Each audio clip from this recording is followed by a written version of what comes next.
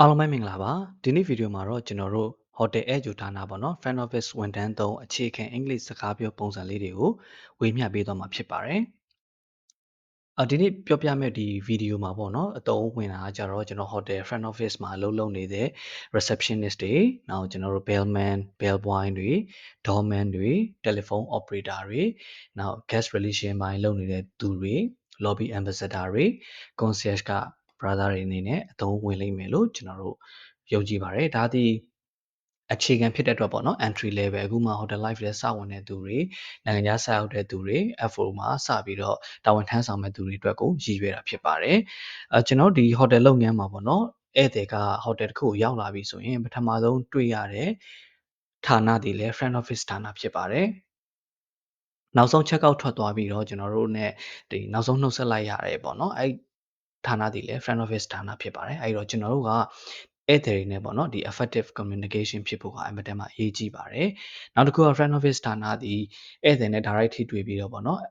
F&B ရဲ့လိုအပ်တာတွေ housekeeping ရဲ့လိုအပ်တာတွေတခြားဧည့်သည်ရဲ့ special request တွေကများသောအားဖြင့်ကျွန်တော်တို့ front office ဌာနကိုပေါ့နော်ဆက်သွယ်ပြီးတော့ပြောကြတယ် request လုပ်ကြတယ်เนาะ complaint တွေရှိရင်လည်းဒီလို direct ကျွန်တော်စီကို complaint တက်ကြတာဖြစ်တဲ့အတွက်ကြောင့်မလို့ကျွန်တော်တို့ကဒါဟိုအရင်အရေးကြီးတဲ့ role တစ်ခုကိုတာဝန်ယူထားတဲ့သူတွေဖြစ်တယ်ပေါ့နော်အဲ့ဒီနေရာမှာကျွန်တော်တို့အင်္ဂလိပ်စာကမကောင်းဘူးတစ်ဖက်ကပြောတာနားမလည်ဘူးကိုကနားလည်အောင်ပြန်မပြောနိုင်ဘူးဆိုလို့ရှိရင်ဒါကိုယ့်ရဲ့ professionalism မှာအဆင်မပြေနိုင်ဘူးပေါ့နော်အဲ့တော့အင်္ဂလိပ်စကားကအမတန်မှအရေးကြီးပါတယ်အထူးသဖြင့် front office ဌာနအတွက်အမတန်မှအရေးကြီးပါတယ်ဒီလိုအရေးကြီးတဲ့စကားစုလေးတွေ vocabulary လေးတွေစကားပြောတဲ့ pattern လေးတွေမေးခွန်းပုံစံလေးတွေပြန်ပြီးတော့ဖြေကြားတဲ့ပုံစံလေးတွေကိုကျွန်တော်တို့ဒီဗီဒီယိုလေးအနေနဲ့ပေါ့နော်ရှေ့ဆက်ပြီးတော့တင်သွားဖို့ရှိပါတယ်ပထမဆုံးပေါ့နော်ကျွန်တော်တို့ဒီဧည့်သည်ကဟိုတယ်ကို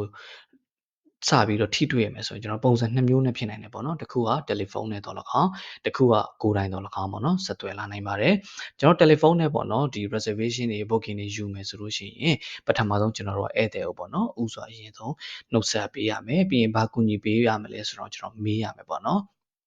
ဒီနေရာမှာကျွန်တော်တို့စကားပြောမယ်ပုံစံကြတော့ဒီဖုန်းဆက်လာတဲ့အချိန်ကိုအမှုတည်ပြီးတော့ပေါ့နော် good morning good afternoon good evening ဆိုတာနဲ့စပြီးတော့နှုတ်ဆက်ရမယ် plus ကျွန်တော်တို့က hotel ရဲ့နာမည်ကိုပြောရမယ်ပေါ့နော်ကို hotel နာမည်ကိုပြောရမယ်ပြီးသွားရင်ကျွန်တော်တို့ဘသူကပေါ့နော်ဘသူဘယ်ဝါကအခုစကားပြောနေပါတယ်ဘယ်ဌာနစကားပြောနေပါတယ်ဆိုတာကိုကျွန်တော်တို့ပြောရမယ်ပြီးရင်ဗာများကူညီပေးရမလဲဆိုတာကို offer လုပ်ရမယ်ပေါ့နော်ဥပမာနေကင်းမဲ့ဖုန်းဆက်တယ်ဆိုရင် good afternoon Central Hotel this is Louis speaking how can I assist you ပေါ့နော် operator ဆိုလဲကျွန်တော်တို့ဒါလိုပါပေါ့နော်ဒီ operator speaking front office speaking စသဖြင့်လည်းကျွန်တော်တို့ပြောလို့ရတယ်ပေါ့နော်ကိုယ်နာမည်ကိုလည်းပြောလို့ရတယ်ပုံမှန်ဆိုရင်တော့ကျွန်တော်နှုတ်ဆက်မယ်ကို hotel နာမည်ကိုပြောမယ်ဘယ်သူစကားပြောနေရဆိုတော့ကိုယ်နာမည်ကိုပြောမယ်ပြီးရင်ဗာများကူညီပေးရမလဲဆိုတာကိုကျွန်တော်တို့မေးရပါမယ်နောက်တစ်မျိုးကကြတော့ဧည့်သည်ကကျွန်တော်တို့ hotel ကို direct ရောက်လာတာပေါ့နော် walk in တော့ကောင်းသူတို့ online booking လုပ်ပြီးတော့ကောင်းပေါ့နော် in person ရောက်လာပြီဆိုရင်လည်းကျွန်တော်တို့ကဧည့်သည်ကစကားမပြောခင်မှာကျွန်တော်တို့ဘက်ကနေပေါ့နော်ဝန်ထမ်းဘက်ကနေပြီးအရင်ဆုံးဥစွာပြုံးပြန်နှုတ်ဆက်ရမယ်ကူညီပေးဖို့အတွက်ကျွန်တော်တို့ service offer လုပ်ရမယ်ပေါ့နော်ဒီနေရာမှာပြောမယ် English ကကြတော့ဆောနာလိုပဲ Good morning good afternoon good evening ပေါ့နော်အချိန်ပေါ်မူတည်ပြီးပြောမယ် How can I help you ဒါမှမဟုတ် assist you ပေါ့နော်ဘယ်လိုမျိုး assist လုပ်ရမလဲဘယ်လို help လုပ်ပေးရမလဲဆိုတာကိုကျွန်တော်တို့မေးရမယ်ပေါ့နော်အဲ့လိုဆိုရင်တော့များသောအားဖြင့်ဧည့်သည်ကကျွန်တော်တို့စီ straight forward ပဲရောက်လာပြီးတော့ငါအခန်း booking လုပ်ချင်တယ်ဒါမှမဟုတ် booking လုပ်ထားတယ်ပေါ့နော်အဲ့လိုမျိုးလေးပြောရဲပေါ့နော် Hello I like to book or I like to reserve a room ဆိုပြီးတော့ကျွန်တော်တို့ပြောတာရှိတယ်ဒါမှမဟုတ်ရင် Hello I like to make a reservation ဆိုပြီးတော့ reservation လုပ်ချင်ကြောင်း booking လုပ်ချင်ကြောင်းကျွန်တော်တို့ပြောတယ်ဒါမှမဟုတ်အခန်းရှိလားပေါ့နော် Do you have any rooms available ဆိုပြီးတော့ကျွန်တော်တို့မေးတတ်ပါတယ်ကျွန်တော်ဒီနေရာမှာဧည့်သည်ကဒီလိုမေးပြီဆိုရင်ကျွန်တော်တို့က F4 ဌာနဖြစ်တဲ့အတွက်ပေါ့နော်ဧည့်သည်နဲ့ပထမဆုံးတွေ့ရတဲ့ဌာနဖြစ်တဲ့ very first impression ဖြစ်တဲ့အတွက်ကြောင့်မလို့ပေါ့နော် best impression လည်းဖြစ်တဲ့နေပေါ့နော်ဧည့်သည်ကကျွန်တော်တို့ hotel ဒီเนาะဒါယုံကြည်စိတ်ချရတယ် hotel ရဲ့ဝန်ထမ်းတွေကဒီကူညီခြင်းစိတ်ရှိတယ်နှွေးထွေးတယ်ပေါ့နော် welcoming ဖြစ်တယ်ဆိုတာမျိုးကိုကျွန်တော်တို့ကပေးနိုင်ရမယ်ပေါ့နော်ပြီးတော့ကျွန်တော်တို့က personalized experience တွေပေးနိုင်ရမယ်ပေါ့နော်ဧည့်သည်က ဘယ်လိုဖြစ်လာလဲ flight delay ဖြစ်လာလားအခန်းကမ book ရသေးဘူးလားဒါမှမဟုတ်သူလိုချင်တဲ့အခန်းတွေနေ့ရက်တွေမရဘူးလားပေါ့နော်အဲ့ပေါ်မှာမူတည်ပြီးတော့ကျွန်တော်တို့ကကြေကြေနာနာနဲ့ပေါ့နော်ကျွန်တော်လုပ်ပေးတင်တာကိုလုပ်ပေးဆောင်ရွက်ပေးတင်တယ်ပေါ့နော်ပြီးရင် engage လုပ်နေရမယ်ပေါ့နော်ဧည့်သည်ကတကယ်တော့ဟိုအဆင်ပြေမှုရှိရလားသူလိုချင်တဲ့ preference တွေကျွန်တော်တို့ပေးနိုင်ရဲ့လားပေါ့နော်အဲ့ဒါမျိုးတွေကျွန်တော်တို့ engage လုပ်နေရမယ်သူအရေးကြီးတာတော့ကျွန်တော်တို့ကပထမဆုံးရောက်လာတဲ့ဧည့်သည်ဖြစ်တဲ့အတွက်ကြောင့်ပေါ့နော် welcome ဖြစ်တယ်ဆိုတဲ့ atmosphere ကိုကျွန်တော်တို့ပြနိုင်ရမယ်ပေါ့နော်အခန်းမရသေးဘူးဆိုရင်တော့မှ lobby မှာထိုင်ပါအောင် luggage တွေရောတင်ထားပေးရမလားเนาะ welcome drink တွေတောက်ပါအောင်ဒါမှမဟုတ် lobby ဘားမှာထိုင်ပါအောင်ဆိုပြီးကျွန်တော်တို့က welcome လုပ်ရမယ်ပေါ့နော်ဒါဒီ front office ဌာနရဲ့အရေးကြီးဆုံးလုပ်ငန်းဆောင်တာတွေကတစ်ခုပါပေါ့နော်အဲ့တော့ကျွန်တော် reservation နဲ့ပတ်သက်ပြီးတော့ဧည့်သည်နဲ့ပြောဖြစ်ပြီဆိုလို့ရှိရင်ကျွန်တော်တို့ကဒီသူ booking လုပ်ချင်တဲ့အ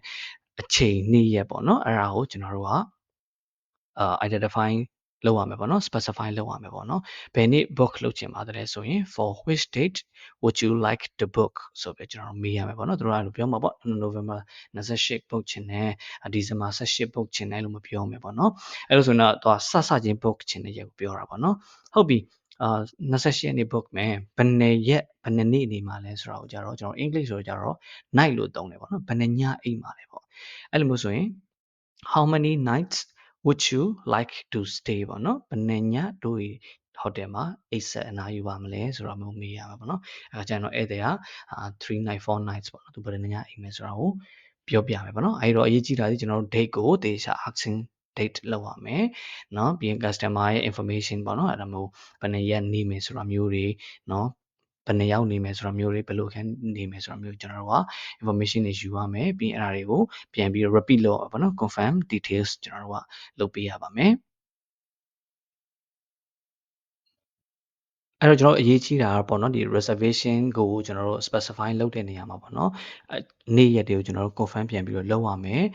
နောက်တစ်ခုကကျွန်တော်တို့ဒီ customer preference ပေါ့နော်ဘယ်လိုမျိုး preference တွေရှိလဲဆိုတော့ကျွန်တော်မေးရမယ်ပေါ့နော် breakfast ပါတာယူမလားမပါတာယူမလားအခန်းမျိုးစားဘယ်လိုမျိုးယူမလဲ smoking room လား non smoking room လားဒီအထက်မြင့်လိုချင်လားအထက်နေလိုချင်လားเนาะဒီ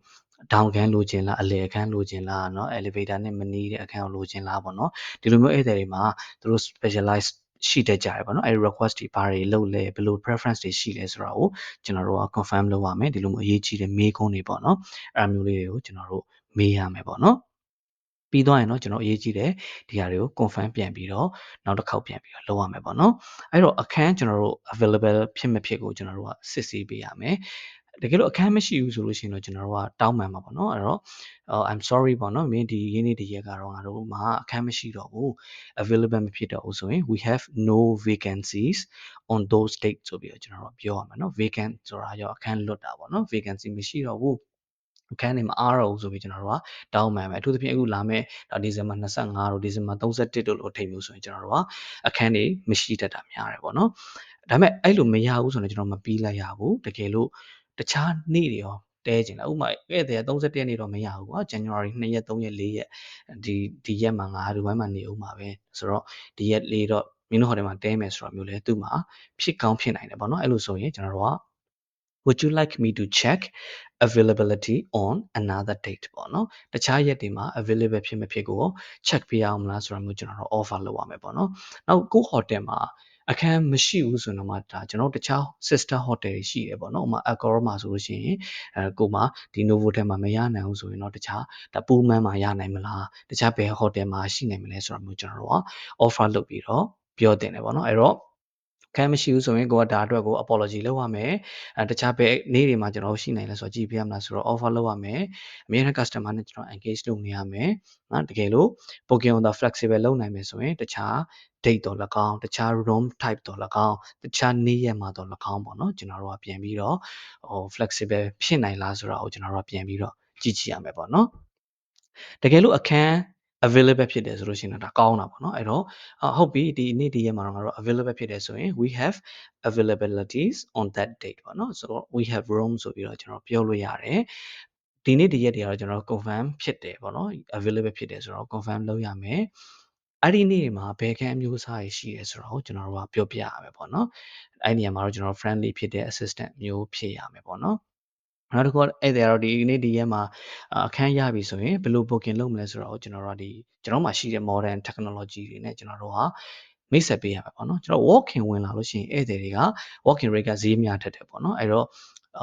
online booking လုပ်ချင်တယ်ဆိုလို့ရှိရင်လည်းဒါ hotel က website တော့၎င်းเนาะကျွန်တော်တို့ဒီ booking.com တို့ agoda တို့ trip.com တို့လိုမျိုးက online booking platform တွေတော့၎င်းပေါ့နော် book လို့ရတယ်ဆိုတဲ့အကြောင်းကိုလည်းကျွန်တော်တို့ကဒါအကူအညီပြပြပေးလို့ရနိုင်ပါတယ်နောက်ပြီးတော့ကျွန်တော်တို့အခန်းအမျိုးအစားတွေပေါ့နော်ဒီ available ဖြစ်ပြီဆိုရင်အခန်းအမျိုးအစား hotel တွေမှာက၄-၅မျိုးအနည်းဆုံးရှိတတ်တယ်ပေါ့နော်အဲဒီအခန်းအမျိုးအစားတွေကိုလည်းကျွန်တော်တို့ကပြောပြပေးရမယ်ဒီမှာအလင်းအသင်းလို့ကျွန်တော်ပြောပြရင်ပေါ့နော်အခန်းအမျိုးအစားတွေကကျွန်တော်တို့အများသောဖြင့်ဧည့်သည်က booking လုပ်ပြီးဆိုရင် single room ပေါ့နော်တယောက်တည်းနေခြင်းတဲ့သူခရီးသွားတာမို့ business နဲ့လာတဲ့လူတယောက်တည်းသမားဆိုရင်တော့ single room ကိုနေတတ်တယ်ပေါ့နော်ဒါကိုစီလည်းဖြစ်တယ် relax ဖြစ်တဲ့အခန်းလေးတွေရှိမယ်အရင်ကြီးတော့မကျယ်ဘူးပေါ့နော်ဈေးရလည်းကျွန်တော်တို့ဒါ reasonable ဖြစ်တဲ့ convenient ဖြစ်တဲ့ဈေးနဲ့ပေါ့နော်အဲ့လိုမျိုးလေးရတယ် amenities လည်းတင်တင် amenities တွေရတယ်အဲ့လိုမျိုးဆိုတော့ single room ကိုတယောက်တည်းသမားတွေကတော့ book ကြတယ်ပေါ့နော်ဇုံတွဲတော်၎င်းလင်မယားတော်၎င်းပေါ့နော်ဒီလိုမျိုး2ယောက်လာကြရင်เนาะကျွန်တော်2ယောက်အိတ်ကထင်ပေါ့နော်တွဲရဲ့ double room ကိုကျွန်တော်တို့ယူတတ်ကြတယ်နောက်ပြီးတော့ကျွန်တော်မိသားစုတွေပေါ့နော်မိသားစုတွေလာတာဖြစ်ဖြစ်ညီကိုမောင်နှမချင်းဖြစ်ဖြစ်နောက်တငယ်ချင်းတွေပဲဖြစ်ဖြစ်ပေါ့နော်တကယ်နဲ့မအိပ်ဘူးဆိုရင်လည်းဒါ twin bed ပေါ့နော်တယောက်အိတ်ကလေးနှလုံးတက်စီခွဲထားတဲ့ twin bed ကို booking လုပ်တတ်ကြရပါတော့ twin bed ကကျွန်တော်တို့တယောက်အိတ်နှလုံးရှိသလိုပေါ့နော်ကျွန်တော်တို့ဒီdouble bed နဲ့ twin room တွေလည်းရှိတတ်တယ်ပေါ့နော်နှစ်ယောက်အိတ်ကလေးနှလုံးနဲ့ twin room တွေလည်းကျွန်တော်တို့မှာရှိတတ်ပါတယ်ပုံမှန်အဖြစ်တော့ twin bed ကတယောက်အိတ်ကလေးနှလုံးတက်ခွဲထားတာဖြစ်ပါတယ်နောက်ကျွန်တော်တို့ family room တွေရှိတတ်တယ်ပေါ့နော်ဒါကျွန်တော် Middle East တို့ဘာလို့ဆိုရင်ဒါမိသားစုလိုက်ကြီးလာကြတာမျိုးတွေရှိတဲ့အတွက်တခန်းထဲမှာပဲကျွန်တော်တို့ double bed နှလုံးထားတာမျိုးတွေလည်းရှိသလို connecting room ပေါ့နော်ဟိုဘက်ဒီဘက်နှစ်ခန်းအောင်မှာအလဲက connecting door နဲ့ခြားထားတဲ့အခန်းမျိုးတွေရှိတတ်တယ်များသောအားဖြင့် family room ကတော့ခလေးပါတဲ့သူတွေပေါ့နော်ဒီ baby cot တွေထားဖို့နောက်ဒီ extra bed တွေထိုးဖို့ပေါ့နော်ကျွန်တော်နေရာတွေပို့ပြီးတော့ကျယ်တတ်တယ်ကလေးတွေစောင့်နိုင်ဖို့ဒါမှမဟုတ်မိသားစုတွေလွတ်လပ်နေနိုင်ဖို့အတွက်ပေါ့နော် living room ပါတတ်တယ်အဲ့လိုမျိုးပေါ့နော် connecting room ဆိုလဲအခန်းနှစ်ခန်းဆက်ထားမျိုးဖြစ်တတ်တယ်ပေါ့နော်ဆိုတော့အခန်းခက်ကျဲကျဲမိသားစုနေလို့ရတဲ့ family room တွေလည်းကျွန်တော်ရှိတတ်တော့ offer လုပ်တယ်ပေါ့နော်သူ့ထက်ကျယ်ပြီးတော့ဈေးလဲပုံများတယ်ပို့ပြီးလဲခံစားမှုကောင်းစေတဲ့ suite room တွေလည်းကျွန်တော်တို့ရှိတဲ့ကြရပါတော့သူကတော့ living room ပိုကျယ်မယ် view တွေပိုလှမယ်ဟိုတယ်တစ်ခုမှာပေါ့နော် sea view ရှိရဆိုလို့ sea view ဘက်မှာရှိတယ်ပေါ့နော်အခန်းရဲ့ floor ဒီနေရာရောမြင်ကွင်း view ရော amenities တွေရောပို့ပြီးတော့ကောင်းတတ်တယ်အဲ့တော့ bathroom တွေပို့ပြီးတော့ကျယ်တယ် living room အပြင်ကျွန်တော် dining room ပေါ့နော်ဒါစားတောက်လို့ရတဲ့ dining room တွေပါလေကျွန်တော်တို့ပါတတ်တဲ့ suite room တော့ရှိတတ်တယ်ပေါ့နော်တခါကျရင်တော့တချို့ hotel မှာတော့ဒါ presidential suite လိုမျိုးVNB အခန်းကြီးတွေရှိတတ်တယ်ပေါ့နော်ဆိုတော့ suite ကန်ကတော့ဈေးကြီးဆုံးနဲ့အကောင်းဆုံးအခန်းတွေဖြစ်တတ်ပါတယ်အဲ့တော့ကျွန်တော်မှာbooking လာလုပ်တဲ့ date မှာပေါ့နော်ဘယ်လိုအခန်းမျိုးစားတွေ available ဖြစ်တယ်ဆိုတာကိုကျွန်တော်တို့ကဒီလိုမျိုး mention လုပ်တင်တယ်ပေါ့နော်နောက်ကျွန်တော်တို့ဧည့်သည်ကပေါ့နော်အခန်းအမျိုးအစားတွေလည်းသူတည်ပြီးเนาะပြီးသွားရင်သူလိုချင်တဲ့ date လည်းရတယ်သူရဲ့ special request တွေလည်းပြောပြီးသွားပြီအားလုံးအဆင်ပြေသွားပြီအခန်းကိုယူတော့မယ်ဆိုလို့ရှိရင်เนาะကျွန်တော်တို့ကဒီကုန်ကျစရိတ်ပေါ့နော်ဘယ်လောက်ကုန်မယ်ဆိုတော့ကျွန်တော်အသေးစိတ်အတိအကျလေးကျွန်တော်တို့ပြောပြပေးဖို့လိုတယ်ပေါ့နော်ကျို့ hotel တွေမှာကျွန်တော်တို့ဈေးနှုန်းက net ဖြစ်ပေမဲ့တချို့ hotel မှာကျွန်တော်တို့ဒီပြောလိုက်တဲ့ဈေးအပြင်မှာပေါ့နော် service charge တွေ tax တွေဒါမျိုးတွေကျွန်တော်တို့ထပ်ပေါင်းလိုက်လို့ရှိရင်ဈေးတစ်ခုပေါ့နော်ထပ်ပြီးတိုးသွားတတ်တယ်ပေါ့နော်အဲ့လိုမျိုးဆိုရင်လည်းကျွန်တော်တို့ကတည်တည်ချာချာရှင်းလင်းပြီးတော့အားလုံးကြမယ် total amount ကိုကျွန်တော်တို့ကထပ်ပြီးတော့ပြောပြတင်တယ်ပေါ့နော်အဲ့တော့ပုံမှန်အဖြစ်အခန်းတစ်ခန်းကကျွန်တော်တို့ US ဒေါ်လာ100ကျမယ်เนาะတကယ်လို့ဧည့်သည်3ရက်နေမယ်ဆိုရင်300ကျမယ်ဆိုတဲ့ပုံစံမျိုးပေါ့เนาะအဲ့ဒါကိုတော့ရှင်းရှင်းလင်းလင်းပြောမယ်ဆိုရင် the room cost USD 100 per night ပေါ့เนาะဆိုတော့ for 3 night that's a total of $300ပေါ့เนาะအဲ့လိုမျိုးကျွန်တော်တို့ရှင်းရှင်းလင်းလင်းပြောတင်ပါတယ်နောက်ဒီနေရာမှာကျွန်တော် breakfast တွေပါတယ်မပါဘူးပုံမူတည်ပြီးတော့ပေါ့เนาะအဲ့လိုမျိုးလေးကျွန်တော်တို့ကထည့်ပြီးတော့ mention လုပ်တင်ပါတယ်နောက်ကျွန်တော်တို့ကအဲ့လို booking confirm သွားပြီဆိုရင်ပေါ့နော် customer ရဲ့နာမည်ကိုအတိအကျမေးရတယ်ပေါ့နော်ဒီနေရာမှာကျွန်တော်တို့ကဒီသူတို့ပေးတဲ့နာမည်ပေါ့နော် first name တစ်လုံးနဲ့တော့ last name တစ်လုံးနဲ့တော့ကျွန်တော်တို့ယူလို့မရဘဲနဲ့နာမည်အပြည့်စုံပေါ့နော် first name ကော middle name ကော last name ကောကျွန်တော်တို့မေးဖို့လိုပါတယ်ဘာလို့ဆိုတော့နိုင်ငံခြားမှာနာမည်တွေက common ဖြစ်တယ်ပေါ့နော်။Mr. John လို့ပြောလို့ကျွန်တော်တို့ John လို့ထည့်ထားတယ် အဲ့လိုဆိုလို့ရှိရင်ကျွန်တော် property management system ပေါ့နော် PMS တွေထဲမှာပြန်ရှာလို့ရှိရင်ဒီ John ဆိုနာမည်စင်တူနောက်ထပ်2ယောက်3ယောက်ရှိနိုင်တဲ့ခါကျရင်ကျွန်တော်တို့ room number တွေနဲ့ပြန် check ကြတာမျိုးတွေအဆင်မပြေဖြစ်နိုင်တယ်ပေါ့နော်နောက်ဒီ system တွေကျွန်တော်တို့ housekeeping ကလည်းသုံးမယ်ကျွန်တော်တို့ F&B ဌာနကလည်းသုံးတာဖြစ်တဲ့အတွက်ကြောင့်မလို့ပေါ့နော်ဒါတခြားဌာနကလည်းအဆင်မပြေဖြစ်သွားနိုင်တယ်ဒီအတွက်ကျွန်တော်တို့ကနာမည်အပြည့်အစုံကိုထည့်သွင်းပြီးတော့ booking လုပ်ဖို့အတွက်အရင်အရေးကြီးပါတယ်အဲ့တော့ could I take your full name please sir madam ဆိုပြီးကျွန်တော်တို့မေးရမယ်ပေါ့နော်အခါကျရင်သူကလည်းသူရဲ့ given name တွေရောသူရဲ့ last name တွေရော middle name တွေရောပြောပြပါဖြစ်ပါတယ်နောက်ဒီလိုမျိုး confirmation ဖြစ်သွားပြီပေါ့နော် reservation က confirm သွားပြီဆိုရင်ကျွန်တော်တို့အစအဆုံးတစ်ခေါက်ပြန်ပြီး repeat လုပ်ပေးရမယ်ပေါ့နော်အခါကျရင် just to confirm